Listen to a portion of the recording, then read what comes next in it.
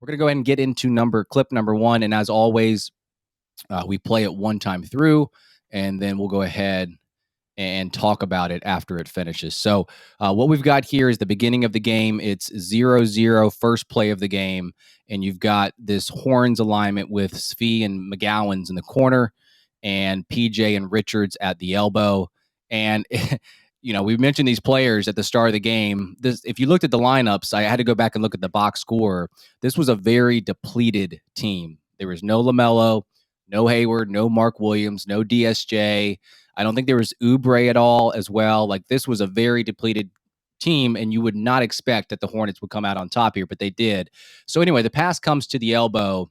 It's kind of like an elbow get situation where Richard sets the screen for PJ as he turns the corner here, as I've got it paused. And you've got OKC here with both Jalen Williams in the game here. The one that is guarding PJ is the one from Santa Clara. And then you've got the big Jalen Williams who is in drop coverage. And like I mentioned to start this, he really did feast in the floater range, Chase. And the opening bucket of the game, he hits this running floater as he comes around this screen. The other Jalen Williams is backpedaling on the drop.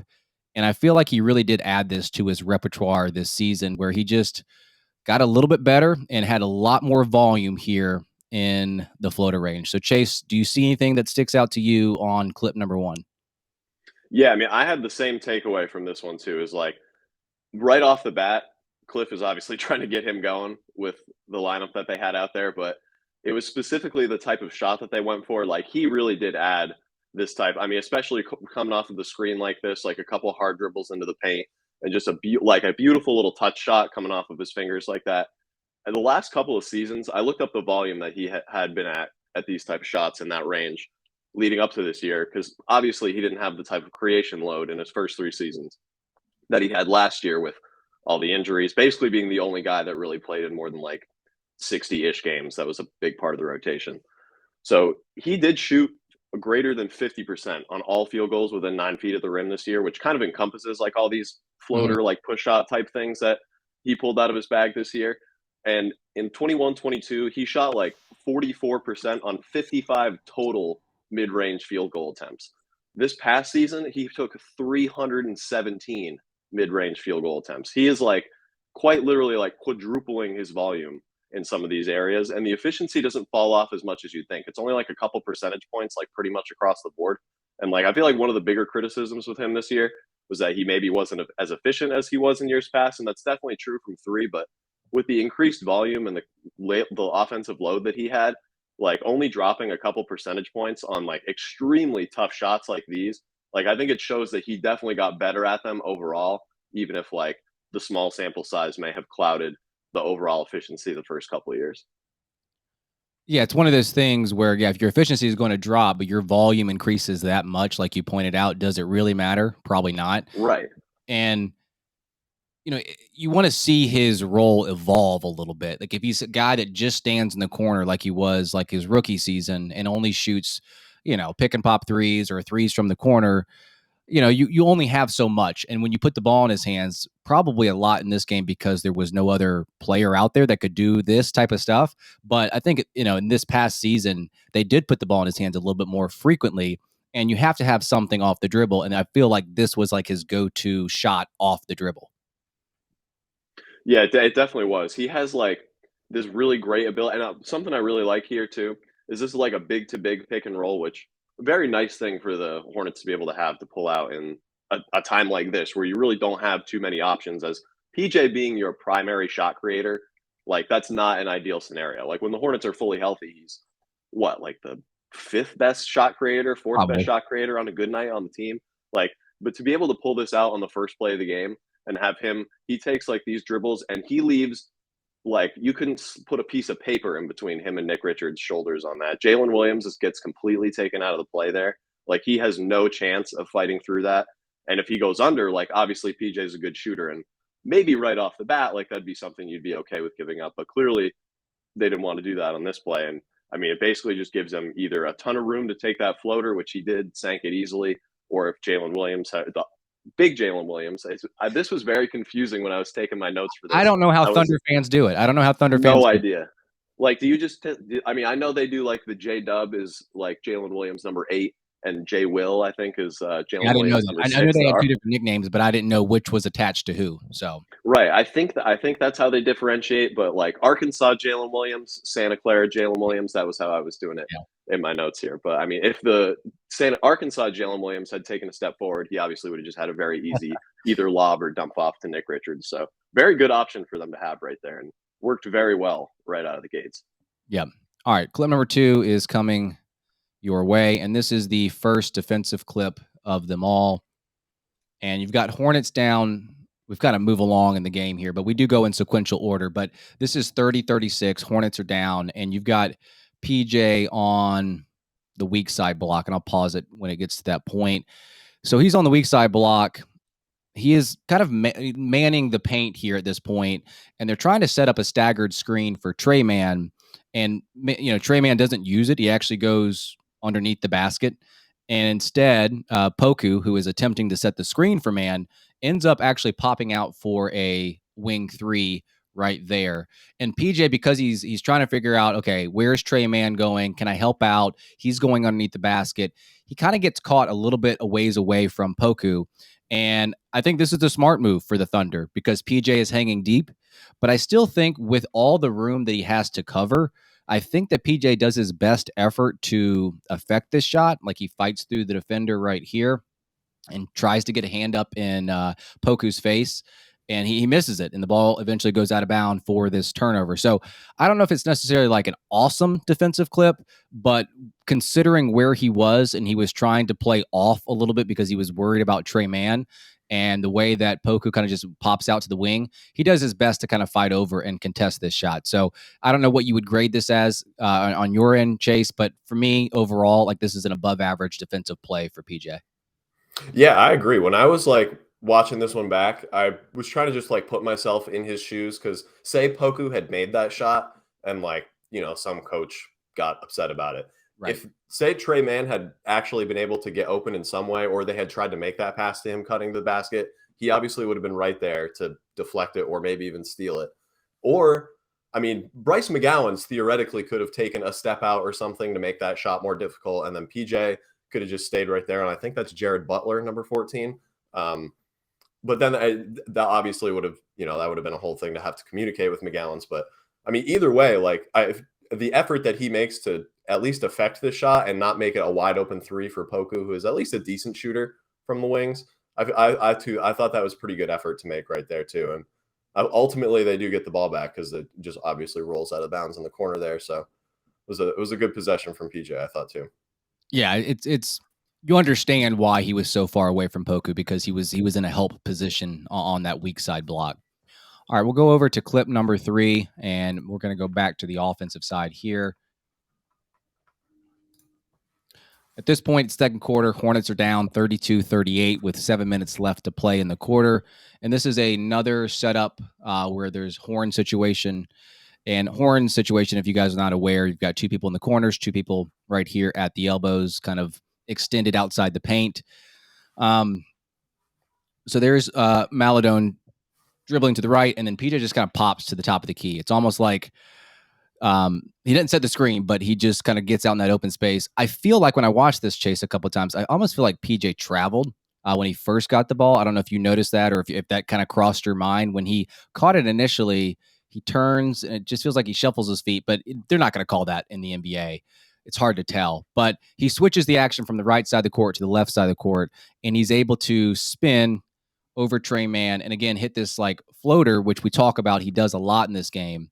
And to be honest with you, I actually don't think OKC should be all that concerned or upset with this possession because Trey Man, is giving up some inches to PJ. And you would think that a 6'7" forward would be able to kind of create more room with his power off of that spin, out muscle that 6'2", 6'3" guard there. But by the same token, we talked about this at the top on clip 1, where because he has been given the option to, dribble the ball a little bit more this year, you're kind of seeing some of the guard skills that he has. He's not a traditional big in the way that you think of him. He almost has some 2-3 abilities when he dribbles the ball and he looks like this. But you almost wish he would have gotten a little bit more powerful and able to kind of clear more space out because this is not a tough. I mean, it's a contested shot. Like, Tre Mann is right there. He doesn't really lose any ground. Yeah, this type of shot was like the year that he was in the draft was kind of like the first year that I really watched like college basketball from like a draft scouting lens. And this was the type of shot that I remembered him hitting quite a bit when he was at Kentucky. These like mid paint area, like carve out a little bit of space with your flow or with your shoulder, just kind of float it up over your shoulder. This is a very reliable move for like a ball handling 4-man to have in the NBA because, like you said, Tre Mann is just smaller than him. Like, there's nothing he can do about that unless he basically fouls him or just pulls off some crazy block at the last second, which only like the most athletic and defensively savvy of guards can do. Or it's just going to be against somebody that's bigger than him, in which case he probably wouldn't go to that move and he'd be able to just beat them off the dribble a lot easier than he could get by Tre Mann right here. I mean, there's really nothing the Thunder could do. Like, you're right. If Poku steps up and tries to help at all, like, there's a very easy lob over the top to Kai Jones from a good passer in PJ to an extremely good athlete in Kai. There were a couple plays in this game actually that Kai made as well that were very athletic, like put back dunks and off of cuts and stuff. So, I mean, I'm sure that they would have figured that one out if the Thunder had done anything other than what they did right here, was kind of just play it one-on-one straight up and live with the results, which PJ definitely had the results going in his favor in this game. Those are the only types the only types of plays Kai Jones makes are the athletic plays. He doesn't ever make a right. All right. Clip number 4. Here we come. We've got jumping to the third quarter here. Hornets are actually down 13 points at this point, and we'll let it play one time through for the viewers on YouTube to watch. And this is one of my favorite clips. It looks like initially it's hard to tell how this initially starts. I don't know if Richards is trying to set a flare screen at the start of this clip, but anyway, PJ just kind of stays put at the top of the key. Nick is kind of settled in the same area, and he gets the pass right here where I have it paused, and he immediately pitches it to PJ. And as he is turning the corner, we've got 14 seconds left on the shot clock, so not a ton of time. They've got the floor spaced. It's like a 5-out situation here. Nick Richards is setting a screen on the top of the key. I actually think that Jalen Williams does an awesome job, tremendous job fighting over the top here and is able to squeeze through Richards and PJ. You were talking about the screen earlier, how there really wasn't a lot of space. And to be honest, I don't think there's a lot of space here either, but he just makes his way right there and is able to squeeze through. And then you've got Dort, who's kind of protecting the gap here. But having said that, like, PJ does a good job splitting these two and is able to create an advantage. And at this point, dumps it off to Richards with the other Jalen Williams stepping up and gets the assist there. It's a very unselfish play. He does most of the hard work and just rewards Richards for running the court here and getting downhill towards the rim. So, nothing too crazy about this play, but I do want to applaud the OKC Thunder there for who was that again? Jalen Williams fighting over the top. And, it's a nice little assist here from PJ. Yeah, the Thunder have a lot of very good screen navigators on their team, like Shai Gilgeous-Alexander, Lou Dort, obviously. Jalen Williams proving I mean, if you can get through Nick Richards and PJ Washington, you've obviously got some skill in that area. But I was watching in all of PJ's minutes in this game, him and Nick scored off of either PJ scored or PJ assisting to Nick on 4 big-to-big pick and rolls. And I mean, they must have only ran like 5 or 6 of them. So obviously a pretty high success rate on that type of play. But I mean, this is like a wing move that he makes when PJ comes off of the screen here. I mean, this is not that it's a huge thing, but he's also going left here and splits those two high-level defenders, makes a easy like drop-off pass like after he gathers the ball right there. The body control and strength and like ball handling from a guy that, as we've said, like is like a 4th or 5th option when the team is fully healthy. Like this season, I think was really, really beneficial in that regard, because that was something he hadn't gotten to do all that much anyway leading up to this year. And even if he won't get to do it as much in the coming years, even if he's on the Hornets or not, like in the next couple seasons, like these reps are very beneficial to be able to do in a pinch when your team needs them in a playoff scenario. Like someone on your team doesn't have it going, you need a bucket from a role player. Like we all know that those famous role player games in the playoffs or late in the regular season or something like that, like these types of skills are going to translate and be able to put him in those situations, I think, in ways that he was not able to do before when he was mainly just like a spot up shooter, stationary passer, and like versatile front court defender. Like he can really handle the ball and get to the rim now, I think. Yes, I would agree. I think that's something that he's added to his game. And as we move on in this game, the Hornets are slowly creeping back. Third quarter at this point, they're down 9. Let the clip play out. All right, and that finishes with a 3-point make by PJ. So you've got over here on the right side of the court, you've got Theo and Richards running an empty pick and roll here on the right side.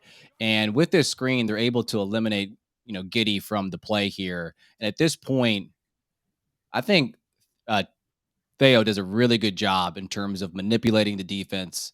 You've got Isaiah Joe, who has to help off Svi in the corner there. He's able to manipulate the defense with that fake pass, and then he kicks it out to Svi, and then it gets swung to Bryce, and then to PJ for the top of the key three. And this is probably set up more so by that initial action, but PJ does a really good job of drifting to his right, creating that extra space, staying very balanced for this straight ahead 3-pointer.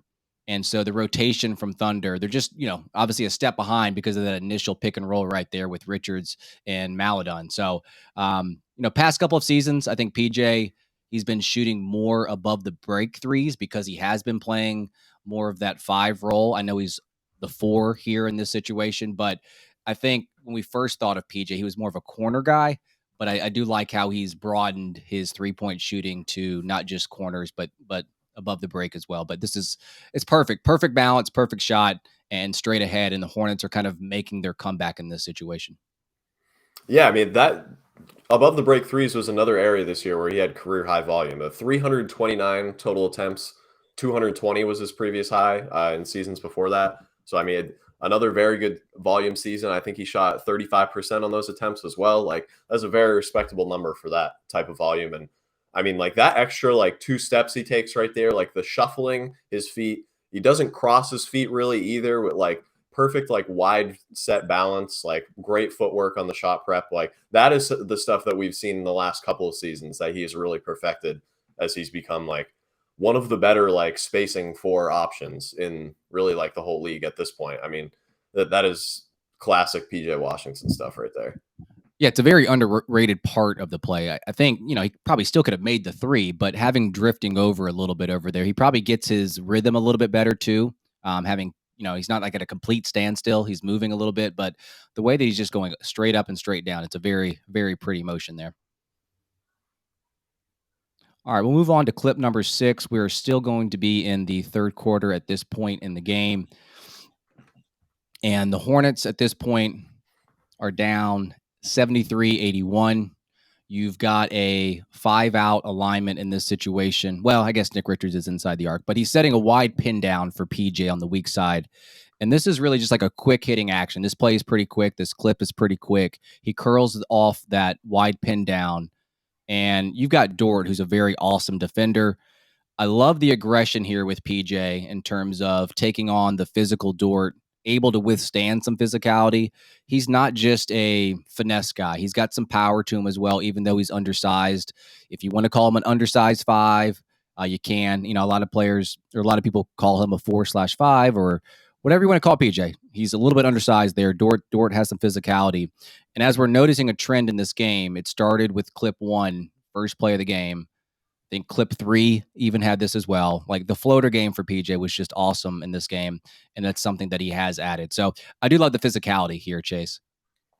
Yeah, I mean, at this point in the game, like he was absolutely cooking them. I believe he finished with 43. I think 23 of them were in like the fourth quarter, and I think he also had a good portion of that 43 in the third quarter as well. Just fantastic second half. Like the defense is so locked in on him. Like if right at the end of the clip, like right as he's about to go up, all 5 of them right there. Look at how every single one of them is just staring at him. If he had stopped and like collected himself right there, he has 2 easy kick out passes, like could up fake and draw foul. Like you just have so many options when you're that locked in and the defense is putting that much attention to you. Like, and even at the beginning too, Lou Dort plays really good defense on him here, but like the long strides that he takes to get around that screen, like those two huge steps, like to get from basically like a couple steps back from the elbow into the middle of the paint, and then the like hard dribbles, drops his shoulder a little bit. Like that's definitely something that he's gotten a little bit more favorable towards, was dropping his shoulder into guys and using that strength that he has. But like to be able to dislodge Lou Dort in that way, Lou Dort's not small. Like he's one of the strongest like backcourt defenders in the league. Like you've got something going in terms of like the downhill speed and the force that you can generate going to the basket. You can move him like that, and obviously to maintain the touch too, like going downhill and after that contact is pretty impressive as well. Yeah, the physicality at the end of the play. And I think Dort does an awesome job at navigating the screen, because in the beginning, I have it paused where he's trailing PJ. But once when he notices the curl, he does a good job of adjusting right there and goes under. And he's right there where PJ now has to try something else. So he tried the curl. That didn't work. Let's try some physicality on Dort and knock him back a couple feet to get that off. For this last clip, I actually coupled the 7th and the 8th together. And I'll talk about why I did that. There's a very similar aspect to both of these. And so we're moving to the fourth quarter here. And we have clip 7 and clip 8 back to back. I'll let them both play, and you'll see why I clipped them back to back. And I think they're actually on back to back offensive possessions. I think the timing just kind of makes sense. So anyway, clip 7, clip 8, they enter the ball to PJ kind of like around the high post area. He's got his back to the basket. At this point, like Chase was saying, he's feeling it. He scores 20-plus points in the fourth quarter. The score is 106-103. Hornets are up 3 with 8 minutes left to play. And he just goes to work in this 7th clip, faces the basket, spins, able to get the and one. So the next clip, clip number 8, same start. They enter it. The only difference is they're having to loft this ball over Jeremiah Robinson Earl. And with this empty side over here, obviously no one's over there to help. It's got to come from the weak side. And when it does come from the weak side, you see 2 other players get in the paint, and PJ wisely kicks it to Svi for the corner 3. So the reason I paired these together, it's on back-to-back possessions. It's the same initial action. And because of this and one here, Chase, that's able to set up the next possession to where, okay, PJ's got it going. Let's converge. And then he wisely kicks it out to 3. So I thought these were really good back-to-back possessions from PJ here.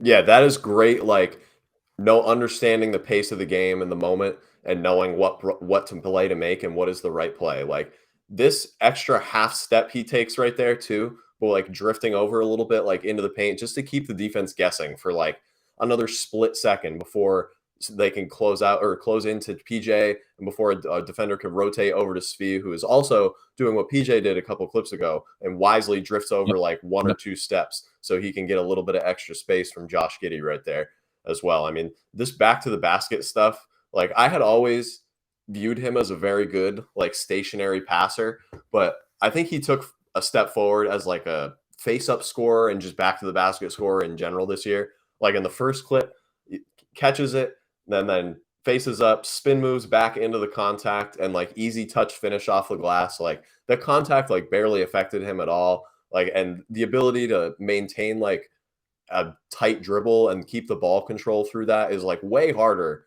than it's made out to be, especially at the NBA level where nearly every defender that's at the rim is a very strong, physical, like lengthy guy. And like and doing this on the next clip, like that's like pretty deceptive, honestly. Like being able to adjust on the fly like that, just come down the next possession or a couple trips afterwards, sling one out to the corner. And this is in the midst of a huge run too. Like I think a couple clips ago, the Hornets were down by 13. Now they're up by 4. And then Svi hits a 3 here to put them up by 7, like in the middle of the fourth quarter. Like, and this was also like, I believe this was a pretty big win at the time. Like, obviously it's late in the season. OKC's like pushing for their best possible play-in seed. The Hornets have 2 healthy rotation members in the lineup in this game. Like, I think it's just PJ and Nick were the only real rotation members that were actually available in this game. I mean, then they're making like a late fourth quarter comeback led by a huge scoring outing from PJ on a diet of shots that we hadn't really got to see him take other than, in a couple other instances in which he was the primary creator when everybody else was out. And I mean, he really came through this time. It was a great end to the game. And these last two plays are a great example of like the kind of adjustments that he was making throughout that night and the type of shots that he was getting and the way that he was able to use his functional strength and ball handling and the improved finishing and the inside of the arc to get there.